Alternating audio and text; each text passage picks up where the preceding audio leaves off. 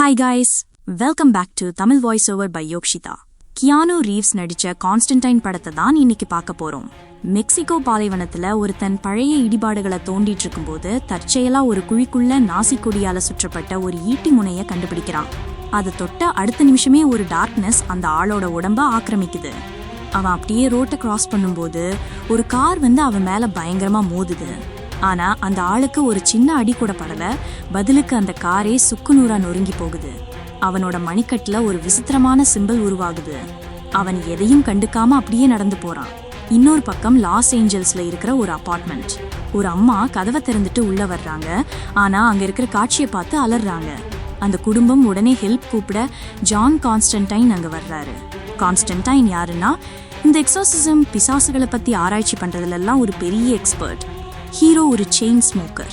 John அந்த பொண்ணு ரூமுக்கு போய் ஜன்னலை திறந்து சூரிய வெளிச்சத்தை வர வைக்கிறாரு. பேய்க்கு சூரிய வெளிச்சம்னா ஆகாது. அப்புறம் தாயத்தை அந்த பொண்ணோட நெத்தியில வச்சு அழுத்த அவ வலியால துடிச்சு மயங்கி விழுந்துடுறா. எல்லாம் முடிஞ்சதுன்னு நினைச்ச நேரத்துல அந்த பிசாசு அந்த பொண்ணோட தொண்டை வழியா வெளியே வர பாக்குது. கான்ஸ்டன்டைன் ஒரே குத்துல அதை அடக்கிட்டு உடனே ஒரு பெரிய கண்ணாடி எடுத்துட்டு வாங்கன்னு சொல்றாரு. அப்புறம் அந்த பேய அந்த பொண்ணு உடம்புல இருந்து இழுத்து அந்த கண்ணாடிக்குள்ள அடக்கி அந்த கண்ணாடியை தூக்கி ஜன்னல் வழியா கீழே வீச அது சுக்குநூறா உடையுது. பேயும் ஒழிஞ்சிடுது. அங்கிருந்து வரும்போது இயேசுவை குத்துனதா சொல்லப்படுற அந்த ஸ்பியர் ஆஃப் டெஸ்டினி டிராயிங்கை பார்த்ததும் ஏதோ பெருசா நடக்க போகுதுன்னு ஜான் கெஸ் பண்றாரு. இதையெல்லாம் ஒரு மர்ம நபர் ஓரமா நின்னு ஒட்டு கேட்டுட்டு இருக்கான். அதே நைட் ஏஞ்சலா அப்படின்ற ஒரு டிடெக்டிவ்க்கு ஒரு கனவு வருது. அவளோட ட்வின் சிஸ்டர் இசபெல் ஹாஸ்பிட்டல் ரூஃப்ல இருந்து கீழே குதிச்சு தற்கொலை பண்ணிக்கிற மாதிரி அவளுக்கு தெரியுது. அடுத்த நாள் காலையில அவ பார்த்த கனவு மாதிரியே இசபெல் இறந்து போயிருக்கா. இசபெல் ஒரு மனநல நோயாளி தான், ஆனா அவ கண்டிப்பா தற்கொலை பண்ணிக்க மாட்டான்னு ஏஞ்சலா நம்புறா.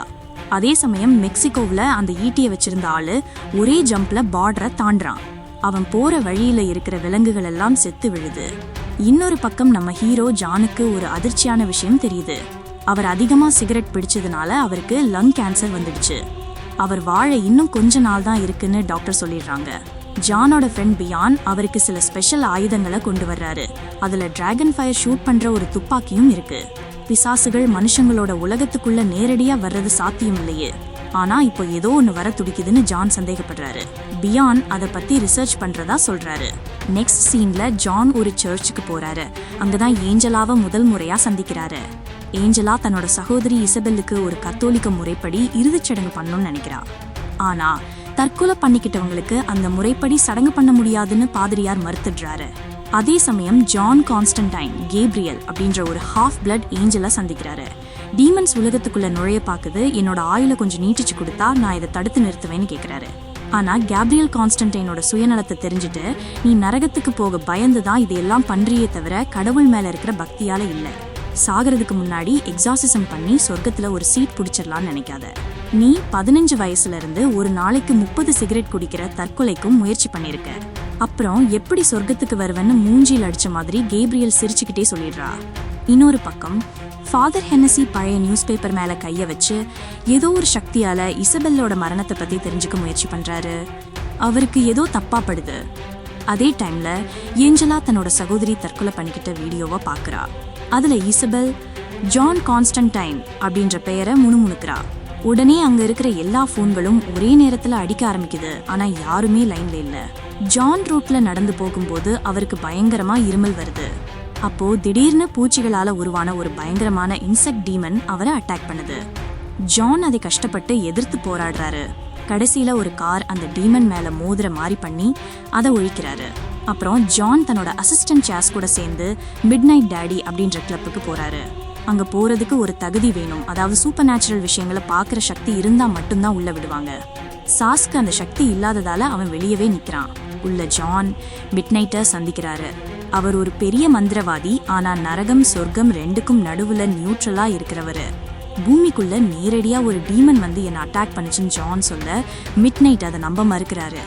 விதிமுறைப்படி டீமன்ஸ் நேரடியா பூமிக்குள்ள வர முடியாதுன்னு சொல்ல அங்க இருக்கிற பால்தாசார் அப்படின்ற ஹாஃப் டீமன் ஜானை கிண்டல் பண்ணுது. அடுத்த சீன்ல ஜான் வீட்டுக்கு ஏஞ்சலா வர்றா. என் சிஸ்டர் தற்கொலை பண்ணிக்கல, யாரோ அவளை கட்டாயப்படுத்தி இருக்கிறாங்க, எனக்கு ஹெல்ப் பண்ணுங்கன்னு கேக்குறா. அங்க இருக்கிற லைட்ஸ் எல்லாம் ஒன்னொன்னா அணைய ஆரம்பிக்குது. ஏதோ பறக்கிற சத்தமும் பயங்கரமான காத்தும் வருது. ஜான் ஒரு சேக்ரெட் ஃபேப்ரிக்கை எடுத்து அதுல நெருப்பு வைக்கிறாரு. அந்த சேக்ரெட் ஃபேப்ரிக்கை பற்ற வைச்சதும் அவங்கள சுத்தி இருந்த டீமன்ஸ் எல்லாம் வெளிச்சம் தாங்காம அப்படியே சாம்பலா போகுது. அந்த இடமே சல்ஃபர் வாசனை அடிக்க பைபிள்ல சொன்னபடி நரகம்ங்கிறது நெருப்பும் கந்தகமும் நிறைந்த இடம். அதனால பிசாசு வர்ற இடத்துல எல்லாம் அந்த வாசனை இருக்கும். இதெல்லாம் ஏஞ்சலாவை குறி வச்சுதான் நடக்குதுன்னு புரிஞ்சுக்கிட்ட கான்ஸ்டன்டைன் அவங்களுக்கு உதவ சம்மதிக்கிறாரு. நேரா ஹெல்கே போய் இசபெல் அங்க இருக்காளான்னு பார்க்க முடிவு பண்றாரு. ஏன்னா அவன் நரகத்துல இருந்தா அவன் நிஜமாவே தற்கொலை தான் பண்ணிக்கிட்டான்னு அர்த்தம். ஏஞ்சலாவோட பூனைய ஜான் கையில் எடுக்கிறாரு. ஏன்னா பூனைகளுக்கு இயற்கையாவே அமானுஷ்ய சக்திகளை பார்க்கற திறன் உண்டு. அந்த பூனையோட கண்ணை ஊத்து பார்த்ததும் ஜான் அப்படியே நரகத்துல கண் முழிக்கிறாரு. அங்க இருக்கிற பயங்கரமான காத்து அலற ஆன்மாக்கள் எல்லாத்தையும் கடந்து போறாரு. கடைசியா ஒரு பில்டிங் ஓரத்துல இசபெல்ல பாக்குறாரு. டீமன்ஸ் அவளை சுத்தி வளைக்குது. ஜான் அவளை காப்பாத்த போறதுக்குள்ள அவ கீழே குதிச்சிடுறா. இசபெல் கையில இருந்த டேக புடிச்சிட்டு அந்த இடத்துல இருந்து தப்பிச்சு திரும்பவும் ஏஞ்சலா வீட்டுக்கே வந்துடுறாரு. ஏஞ்சலா கிட்ட அந்த டேக கொடுத்து உன் சிஸ்டர் தற்கொலை தான் பண்ணிக்கிட்டா, அவளோட ஆன்மா இப்போ நரகத்துல தான் இருக்குன்னு சொல்றாரு. இன்னொரு பக்கம் ஃபாதர் ஹென்னசி இசபெல்லோட உடம்ப பார்க்க மார்ச்சுவரிக்கு போறாரு. அவளோட கையை பிடிச்சு ரீட் பண்ண ட்ரை பண்ணும்போது இசபெல்லோட மணிக்கட்டுல ஒரு பயங்கரமான சிம்பல் இருக்கு. பயந்து போன ஹென்னசி தண்ணி குடிக்க பாக்குறாரு. ஆனா அவரால் குடிக்க முடியல. ஒரு கடைக்குள்ள போய் மது பாட்டில்களை குடிக்க பார்த்தாலும் ஒரு சொட்டு கூட வாய்க்குள்ள போகல. ஹென்னசி மூச்சு திணறி அங்கேயே இறந்து போறாரு. சாகிறதுக்கு முன்னாடி ஒரு கிளாஸ் வச்சு கையில ஒரு சிம்பல் வரையறாரு. ஜான் தன்னோட பழைய கதைய ஏஞ்சலா கிட்ட சொல்றாரு. சின்ன வயசுல இருந்தே எனக்கு இந்த உருவங்கள் எல்லாம் தெரியும். அத பைத்தியக்காரத்தனம்னு நினைச்சு என் பேரண்ட்ஸ் என்ன மென்டல் ஹாஸ்பிட்டல்ல சேர்த்தாங்க. அந்த தனிமை தாங்காம நான் தற்கொலை பண்ணிட்டேன். 2 நிமிஷம் நான் செத்து போயிருந்தேன். ஆனா நரகத்துல அது ஒரு யுகம் மாதிரி இருந்துச்சு. பாராமெடிக்ஸ் என்ன ஃபர்ஸ்ட் எய்ட் பண்ணி திரும்ப கொண்டு வந்தாங்க. தற்கொலை பண்ணிக்கிட்டது ஒரு பெரிய பாவம். அதனால நான் செத்தா நரகத்துக்கு தான் போவேன்னு எனக்கு தெரியும். அந்த பாவத்தை கழிக்க தான் இப்போ இந்த பேய் ஓட்டுற வேலையை பண்றேன்னு ஜான் சொல்றாரு. சொர்க்கமும் நரகமும் மனித ஆன்மாக்களுக்காக ஒரு பந்தயம் கட்டியிருக்காங்க. அதனாலதான் கேப்ரியல் பல்தாசார் மாறி ஆளுங்க இங்க சுத்திக்கிட்டு இருக்காங்கன்னு சொல்றாரு. அப்போதான் ஹென்னசி இறந்துட்டதா நியூஸ் வருது. ஜான் அங்க போய் ஹென்னசி கையில வரைஞ்சிருந்த அதே சின்னத்தை பாக்குறாரு. மெக்சிகோல இருந்த அந்த ஆளு கையில இருந்த அதே சிம்பிள் இது. இசபெல் தங்கி இருந்த ஹாஸ்பிட்டல் ரூமுக்கு ஜானும் ஏஞ்சலாவும் போறாங்க. அங்க ஜன்னல் கண்ணாடி மேல ஏஞ்சலா மூச்சு காத்த விட அதுல ஒரு மெசேஜ் தெரியுது. கொரிந்தியன்ஸ் 1:17.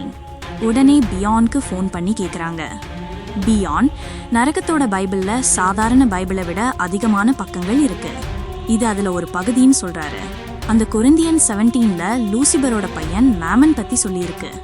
அவன் இந்த உலகத்தை முழுசா இருட்டா மாத்திடுவான்னு சொல்லுவான். ஹென்னசியோட கையில இருக்கிற சிம்பிள் கூட அவனோடது தான். லூசிஃபர் கிட்ட இருந்தே கண்ட்ரோலை புடுங்கணும்னு மேமன் பிளான் போடுறான். அதுக்கு அவனுக்கு ஒரு பவர்ஃபுல்லான சைக்கிக் பாடி கிடைக்கணும். அதுக்கு தான் அவன் இசபெல்லாவை குறி வச்சிருக்கான். ஆனா இசபெல்லா தற்கொலை பண்ணிக்கிட்டதுனால அந்த பிளான் சொதப்பிருச்சு.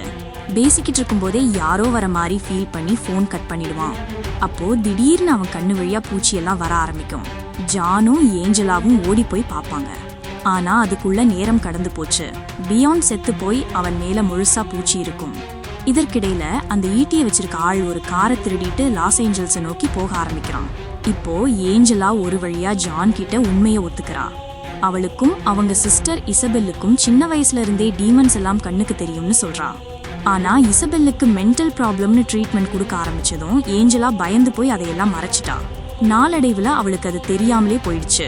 இதனால இப்போ அவ மனசுல தன் அக்காவை கைவிட்டுட்டோம்னு ஒரு குற்ற உணர்ச்சி இருக்கு. அதனால மறுபடியும் தனக்கு அந்த பார்வை வேணும்னு ஜான் கிட்ட ஹெல்ப் கேக்குறா. ஜானும் சரின்னு ஒத்துக்கிட்டு ஒரு பாத் டப்ல தண்ணியை நெப்பி ஏஞ்சலாவை அதுக்குள்ள படுக்க வைக்கிறான். மரணத்தோட விளிம்பு வரைக்கும் போய் வந்தாதான் உன்னோட அந்த சக்தி திரும்ப வரும்னு சொல்லிட்டு அவங்கள தண்ணிக்குள்ள அமுக்குறாரு. ஏஞ்சலா மூச்சு விட முடியாம தவிச்சு வெளியே வர பாக்குறாங்க. ஆனா கான்ஸ்டன்டைன் விடாம அவங்க நெஞ்ச அழுத்தி பிடிச்சுக்கிறாரு. அந்த நிமிஷம் அவளோட டைம் அப்படியே ஸ்லோ ஆகி மறுபடியும் நார்மலுக்கு வருது. ஆனா அந்த ஒரு செகண்ட் கேப்ல அவன் நரகத்துக்கு போயிட்டு தன்னோட பவர் திரும்ப வந்துடுது. திடீர்னு ஏதோ ஒண்ணு அவளுக்கு தெரிய பியான் ஆபீஸ்க்கு ஓடி போறா. அங்க பால்தாசார் வச்சிருந்த ஒரு காயின் அவளுக்கு கிடைக்குது. கொஞ்ச நேரத்துல பால்தாசார் தன் ஆபீஸ்ல கண்ணாடியை பார்த்துட்டு இருக்கான். கண்ணாடி கொதிக்க ஆரம்பிக்குது. அவன் ஷாக் ஆகிற கேப்ல கண்ணாடி உடஞ்சி அவன் மேல ஹோலி ஃப்ளேம்ஸ் அடிக்குது. ஆனா அவனுக்கு ஒன்னும் ஆகல. அப்ப ஜான் உள்ள வந்து அவன் மேல ஹோலி வாட்டர் தெளிக்கிறான். அது அவனோட முகத்தை சுட்டுடுது. கடுப்பான பால்தாசார் ஜானை செவுத்தோட சேர்த்து வச்சு கழுத்தை நெரிக்கிறான். ஆனா ஜான் சிலுவை செதுக்கப்பட்ட பிராஸ் நக்கிள்ஸ் வச்சு பால்தாசாரை போட்டு மிதிக்கிறான். அவனை டேபிள் மேல தள்ளிட்டு கையில பைபிளை வச்சுக்கிட்டு, உன்னை துரத்த மாட்டேன், ஆனா உனக்கு பிளஸ் பண்ணி உன் ஆன்மாவை சொர்க்கத்துக்கு அனுப்பிடுவேன்னு மிரட்டுறான். பயந்து போன பால்தாசார் மேமன் பூமிக்கு வர்றதுக்கு அந்த ஸ்பியர் ஆஃப் டெஸ்டினி தேவைன்னு உண்மையை கக்கிடுறான். அந்த நேரத்துல ஏஞ்சலா ஜானுக்கு பின்னாடி வந்து நிக்கிறா. இதை பார்த்த பால்தாசார் சிரிக்கிறான். அவனோட பிளானே ஏஞ்சலாவை அங்க வர வைக்கிறது தான் தெரிய வருது. ஜான் அவனை போட்டு தள்ளுறான். அங்கிருந்து அவங்க கிளம்புனதும் ஒரு மர்மமான உருவம் பால்தாசார் முன்னாடி வருது. பால்தாசார் தன்னை காப்பாத்த சொல்லி கெஞ்சுறான். ஆனா அந்த உருவம் அவன் அழிஞ்சு போறத வேடிக்கை பார்க்குது. வெளியே போகும்போது மேமன் வராம இருக்கத்தான் இசபெல் தன்னைத்தானே பலி கொடுத்திருக்கான்னு ஏஞ்சலாவுக்கு புரியுது. இப்போ அவ செத்துட்டதுனால அவளுக்கு பதிலா ஏஞ்சலாவை மேமன் யூஸ் பண்ணிக்க போறான்னு தெரிய வருது. திடீர்னு ஏதோ ஒரு சக்தி ஏஞ்சலாவை காத்துலயே தரதரன்னு இழுத்துட்டு போகுது. ஜான் எவ்வளவோ முயற்சி பண்ணியும் அவளை பிடிக்க முடியல. இப்போ நிலைமை கைமீறி போயிட்டதால கான்ஸ்டன்டைன் மறுபடியும் மிட்நைட் டாடி கிட்ட ஹெல்ப் கேட்குறான். மிட்நைட் முதல்ல அவனை தூக்கி அடிச்சாலும் அப்புறம் நிலைமை சீரியஸா இருக்குன்னு புரிஞ்சுக்கிட்டு ஹெல்ப் பண்ண ஒத்துக்கிறான். அங்க இருந்த ஒரு எலக்ட்ரிக் சேர்ல ஜானை உட்கார வச்சு தண்ணியை தெளிச்சு ஷாக் கொடுக்குறாங்க. அந்த வைப்ரேஷன்ல ஜானுக்கு ஒரு விஷன் வருது. அந்த ஸ்பியர் வச்சிருக்கவன் ஒரு ஹாஸ்பிட்டலுக்கு போறது தெரியுது. அங்க நூத்துக்கணக்கான டீமன்ஸ் காத்துட்டு இருக்கு. அப்போ ஒரு பேய் ஜான் அட்டாக் பண்ண வரும்போது மிட்நைட் அவனை அந்த விஷன்ல இருந்து வெளியே இழுக்கிறான். விஷன்ல இருந்து வெளியே வந்த ஜான் உடனே அந்த ஹாஸ்பிட்டலுக்கு கிளம்புறாரு. கூடவே அவரோட அசிஸ்டன்ட் சார்ஸ் வர்றான். அதே சமயம் ஹாஸ்பிட்டல் பூல்ல இருக்கிற ஏஞ்சலாவை அந்த ஈட்டி வச்சிருக்கவன் அட்டாக் பண்ணிடுறான். ஏஞ்சலா சுட்டும் அவனுக்கு எதுவும் ஆகல. அவன் அவளை தண்ணிக்குள்ள இழுக்கிறான். சாஸ் அங்க இருக்கிற வாட்டர் டேங்கை புனிதப்படுத்துறான். ஜான் ஃபயர் அலாம் ஆன் பண்ணி புனித நீரமழையா பொழிய வைக்கிறாரு. அங்க இருக்கிற டீமன்ஸை துவம்சம் பண்ணிடுறாங்க. ஆனா சடங்கு ஏற்கனவே ஆரம்பிச்சிடுச்சு. மேமன் ஏஞ்சலாவுக்குள்ள புகுந்துட்டாரு. ஜானும் சாஸும் சேர்ந்து ஏஞ்சலாவை பிடிச்சு மந்திரங்களை சொல்றாங்க. ஒரு வழியா மேமன் அடங்கின மாதிரி தெரியுது. ஆனா திடீர்னு கண்ணுக்கு தெரியாத சக்தி சாஸை தூக்கி ரூஃப்ல அடிச்சு கொன்னுடுது. ஜான் அதிர்ச்சி ஆகுறாரு. தன்னோட கையில இருக்கிற டாட்டூக்களை ஒன்னா சேர்த்து ஒரு மந்திரத்தை சொன்னதும் கேப்ரியல் அங்க வரா. கேப்ரியலுக்கு ஒரு விசித்திரமான கோபம். கொலைகாரங்க கூட கடைசி நிமிஷத்துல மன்னிப்பு கேட்டு சொர்க்கத்துக்கு போயிடுறாங்க. அதனால மேமன பூமிக்கு வரவழைச்சு ஒரு பெரிய நரகத்தையே இங்க உருவாக்கி அதுல தப்பிச்சு வர்றவங்களுக்கு மட்டும்தான் சொர்க்கத்துல இடம் கிடைக்கணும்னு அவ பிளான் பண்ணிருக்கா. ஜானால கேப்ரியலை தடுக்க முடியல. வேற வழியே இல்லாம ஜான் ஒரு கண்ணாடி துண்டை எடுத்து தன் கையை தானே அறுத்துக்கிறாரு. தற்கொலை பண்ணிக்கிட்டா லூசிஃபர் நேரடியா வருவான்னு ஜானுக்கு தெரியும். அவர் நினைச்ச மாதிரியே லூசிஃபர் வர்றான். ஜான் அவன்கிட்ட, உன் பையன் மேமன் உன்னோட இடத்தை பிடிக்க பாக்குறான்னு சொல்றாரு. லூசிஃபர் கோபமாகி மேமனை திரும்ப நரகத்துக்கே அனுப்பிடுறான். கேப்ரியலோட ரெக்கைகளை எரிச்சு அவரை ஒரு சாதாரண மனுஷனா மாத்திடுறான். லூசிஃபர் ஜான் கிட்ட உனக்கு ஆயில நீட்டிக்கணுமான்னு கேட்க ஜான் தனக்காக எதையும் கேட்காம நரகத்துல இருக்கிற இசபெல்ல சொர்க்கத்துக்கு அனுப்பிடுன்னு சொல்றாரு. ஜானோட ஆன்மாவை இழுக்க லூசிஃபர் முயற்சி பண்ணும்போது அவரால் முடியல. ஏன்னா ஜானோட இந்த சுயநலம் இல்லாத தியாகத்தால அவர் ஆன்மா இப்ப சொர்க்கத்துக்கு சொந்தமாயிடுச்சு. லூசிஃபர் கடுப்பாகி இவன் சொர்க்கத்துக்கு போறதை என்னால பார்க்க முடியாதுன்னு சொல்லிட்டு ஜானோட நுரையீரல்ல இருந்த கேன்சரை மொத்தமா நீக்கி அவரை திரும்பவும் உயிர்ப்பிக்கிறான். நீ இன்னும் கொஞ்ச நாள் இந்த பூமியிலே இருந்து கஷ்டப்படு, எப்போ நீ பாவம் பண்ணுவியோ அப்போ உன்னை வந்து கூட்டிட்டு போறேன்னு சொல்லிட்டு லூசிஃபர் மறைஞ்சிடுறான். ஜான் உயிரோடு வர்றாரு. சாதாரண மனுஷனா மாறி போன கேப்ரியல் தன்னை கொல்ல சொல்லி கேட்கறா. ஆனா கான்ஸ்டன்டைன் கொல்லாம ஒரு குத்து விட்டுட்டு மனுஷனோட வலி என்னன்னு அனுபவின்னு சொல்லிட்டு கிளம்புறாரு. ஏஞ்சலா கிட்ட அந்த ஈட்டி முனைய கொடுத்து பத்திரமா மறைச்சு வைக்க சொல்றாரு. ஜான் இப்போ சிகரெட் குடிக்கிறத விட்டுட்டு சூயிங்கம் போட ஸ்டார்ட் பண்ணிட்டாரு. கடைசியா சாஸ் கல்லறைக்கு ஜான் போகும்போது சாஸ் ஒரு ஏஞ்சலா மாறி வானத்துக்கு பறந்து போறத பாக்குறாரு. படம் இதோட முடியுது. இந்த வீடியோ உங்களுக்கு பிடிச்சிருந்தா லைக் பண்ணுங்க, ஷேர் பண்ணுங்க, மறக்காம சேனலை சப்ஸ்கிரைப் பண்ணிருங்க. நான் உங்க யோக்ஷிதா. நெக்ஸ்ட் வீடியோல பார்க்கலாம்.